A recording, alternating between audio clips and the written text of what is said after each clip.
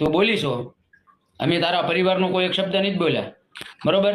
અને હવે તારી બેન કીર્તિ પટેલ, તારી હવે આમ રહેજે, તારી બેન તારે જે ભળવા હોય ને હવા હોય ને, તારા મુનાભાઈ ચોગટ તારો બાપ બોલું, તારી બેન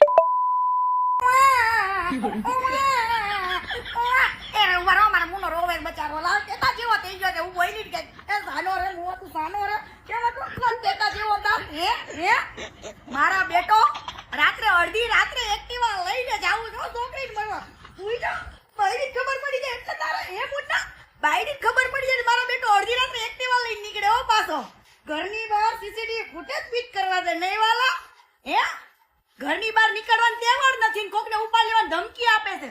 અને પાછો સમાજના છોકરા મારા માટે વિડિયો બનાવે એને ધમકી આપે, એને ધમકી આપે.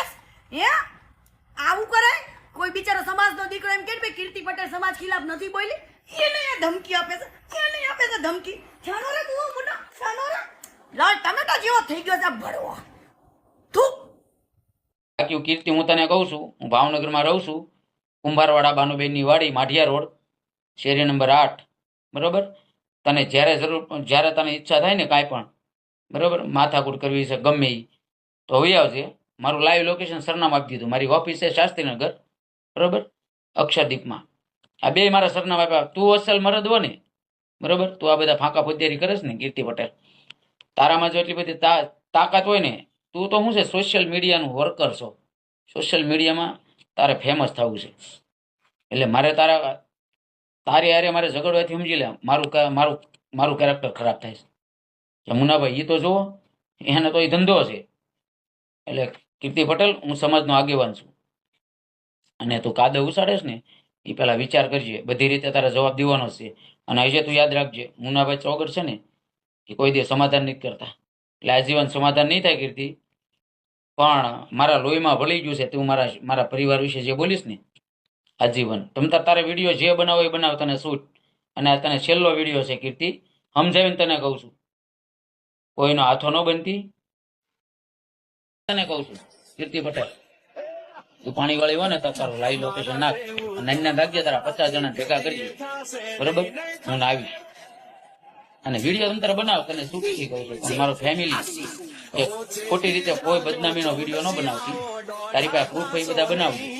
કેમ કીધું હતું ને કે એક્ટિવા લઈને રાતે 2 વાગે નીકળું.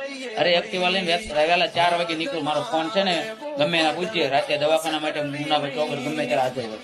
અને મેં દીકરીઓ માટે હું કરેલું ને એ તું ભાવનગરમાં નહીં, આખા ગુજરાતમાં પૂછ. જે દીકરીઓ પર અન્યાય થયો ને, અત્યાચાર થયો ને, મારી પર જે કેસ છે ને કીધું, એ મારો એક પર્સનલી મારો કેસ નથી. હું દીકરીઓ માટે થઈને લડેલો છું. અને આ સરકારે મારી ઉપર ખોટા કેસ કરેલા છે ને, એની માટે થઈને હું પાસામાં ગયેલો છું, તળીપાર થયેલો છું.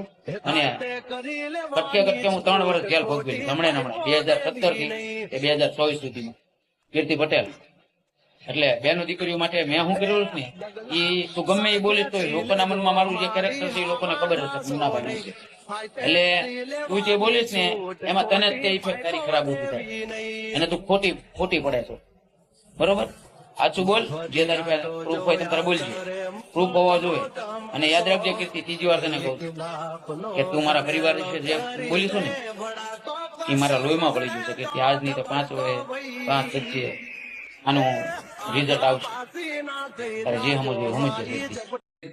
કીર્તિ પટેલ જે હું તમને કહું, ગણિકા કહેવાય. ગણિકા એટલે વેશ્યા.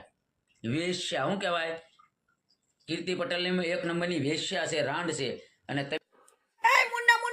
સાંભળે, હું તો આખા ગુજરાતમાં છાતી ઠોકીને બોલું છું. અને તારા માથામાં વાળ છે ને એટલા મારા દુશ્મન છે, એ બધાને ચેલેન્જ આપીને છાતી ઠોકીને કહું છું કે ગુજરાતને ખબર છે કે મારો એક એવો ગુસ્સે વાર લાવો, હાલો તમારી તલવાર ને મારી ગરદન છાતી ઠોકીને બોલું છું. અને તું જે આ હલકા શબ્દ તારા વાપરેશ ને, મને તો કદાચ એવું લાગે છે કે તારી માં, તારી બેન, તારી બાયડી આવી હશે એટલે તું કોકને કેસ. હે બાકી હું તો છાતી ઠોકીને આખા ગુજરાતને કહું છું, તને ચેલેન્જ આપું છું. જા કીર્તિ પટેલ નું એક ચિઠ્ઠું લેતા જા બટા, તો હું તારા શબ્દને સ્વીકારીશ. હો ન કરું એવું સમજીશ. તારી માં, તારી બેન, તારી બાયડી બધા ઈ છે જ. તો તું બીજાની દીકરીને કે.